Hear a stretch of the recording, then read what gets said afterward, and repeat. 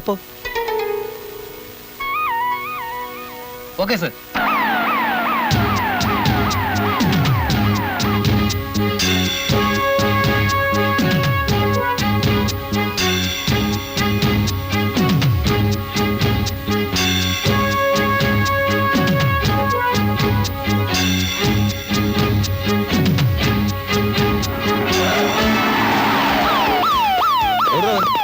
Come on.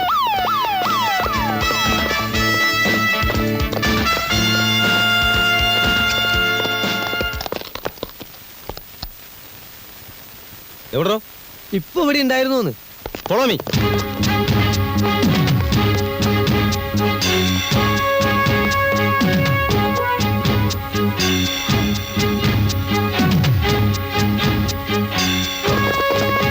Mister Bhaskar ഇവിടെ നിൽക്കണം. രണ്ടുപേരെ ഗേറ്റിന്റെ അടുത്ത് നിർത്തൂ. ഒറ്റയാളെയും പുറത്തു വിടരുത്. Come on. Move fast.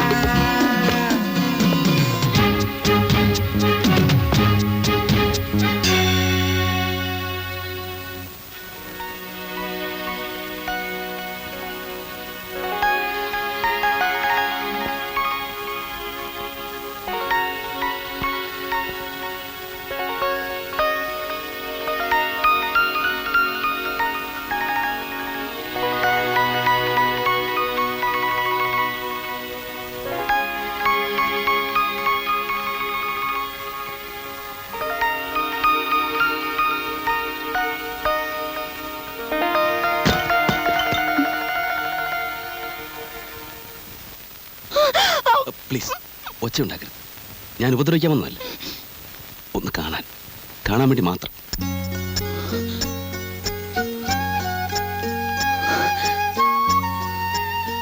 വിശ്വസിക്കാൻ പ്രയാസമാണെന്നറിയാം. മനസ്സിനെ നിയന്ത്രിക്കാൻ കഴിയാതെ വന്നപ്പോൾ ഇങ്ങനെ ഒരു അഭിപ്രായം കാണിക്കേണ്ടി വന്നു. ക്ഷമിക്കാം. ഇവിടെ ഈ മുറിക്കകത്ത് നിങ്ങൾ എങ്ങനെ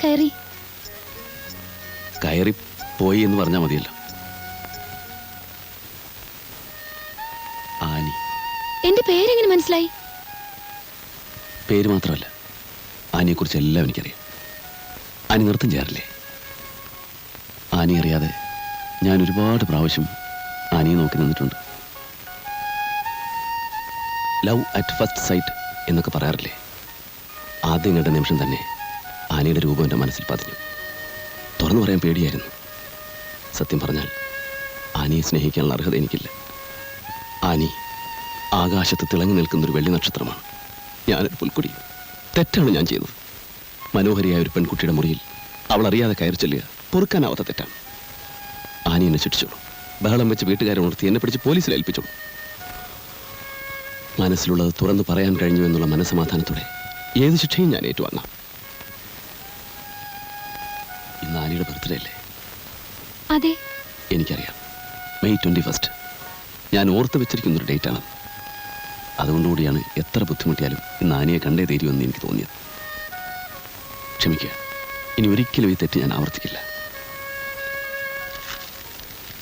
many many happy returns of the day. Good night. നിങ്ങളുടെ പേരെന്താ? Tony Lois.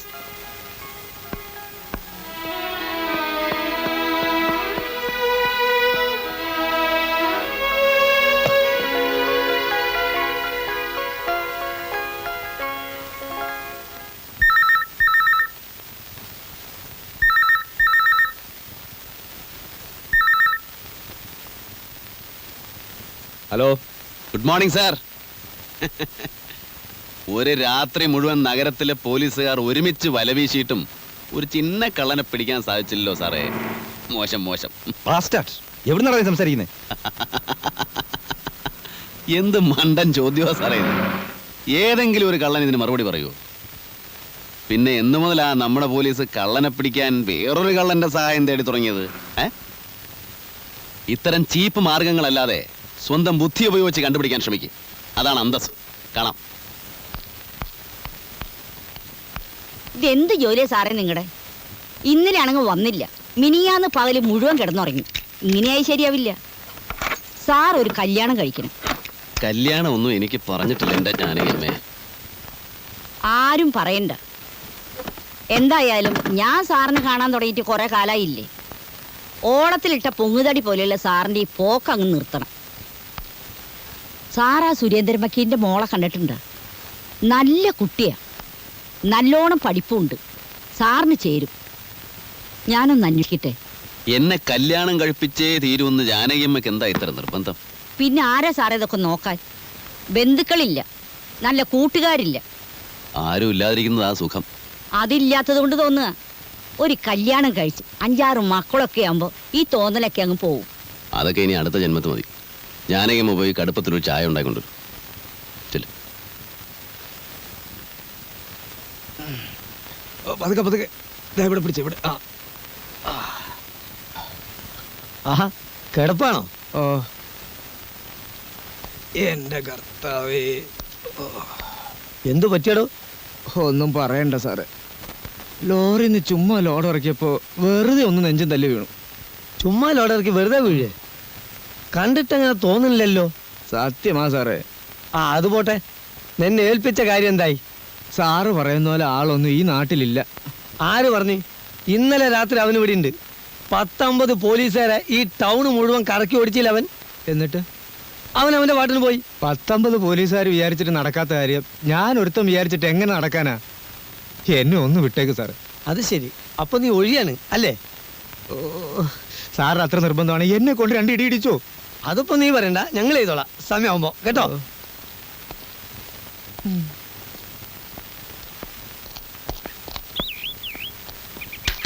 സംഗതി അതൊന്നും അല്ല കേട്ടോ. മറ്റവൻ ശരിക്ക് പെരുമാറി കാണും. അങ്ങനെയാണെങ്കിൽ ഇത് വെറും സാമ്പിൾ മേടിക്കട്ടാ. 10, 12, 14, 15 നിലയുള്ള ഇനി പൊട്ടാൻ കെടുക്കുന്നുള്ളു പിള്ളേ. നിങ്ങൾ ഈ നാട്ടിൽ നിന്ന് സ്ഥലം വിട്ടോളി. എന്തിന്? പോലീസിന്റെ കൈ പെട്ടാല്. പോലീസ് ഇല്ലാത്ത നാടുണ്ടോ? എവിടെ പോവാൻ?